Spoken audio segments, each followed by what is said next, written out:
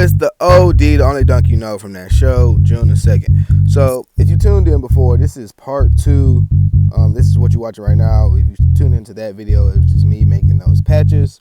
Now we're going to get into actually distressing the pants that those patches were going to be on. I started off with just using my Dremel and just taking off the bottom hem line. I actually just got the Dremel,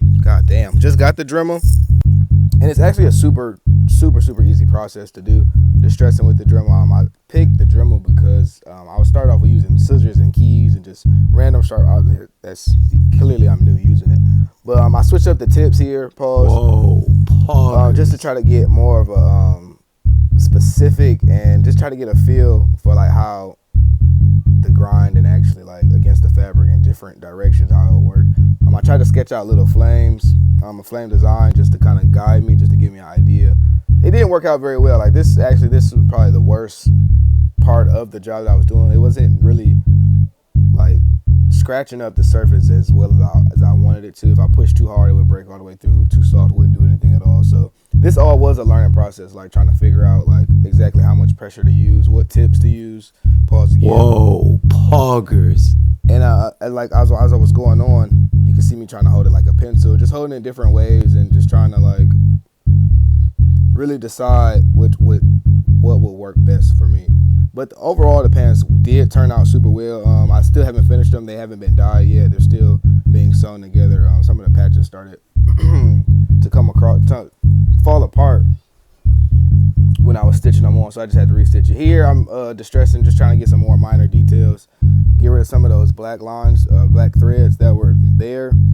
Again, that tip was like terrible. I was trying to force it, but it did like get loose threads super well. So you see me distressing these back pockets. All my jeans are manufactured. They come from a manufacturer. They be like, I think, just off-brand jeans that like never got used or anything. They don't have any labels on them, but sometimes they come with some distressing, some patchwork already on. So like it's just kind of eliminates some of the harder work I have to do. If I do want to change something, I just either remove the whole pocket or remove the buttons or anything like that. You can kind of see how those flames turned out. I did use that bit quite a bit.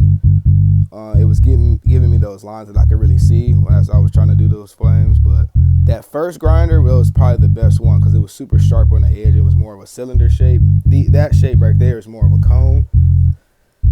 And it just wasn't working out like as I wanted it to. But that first one was super sharp.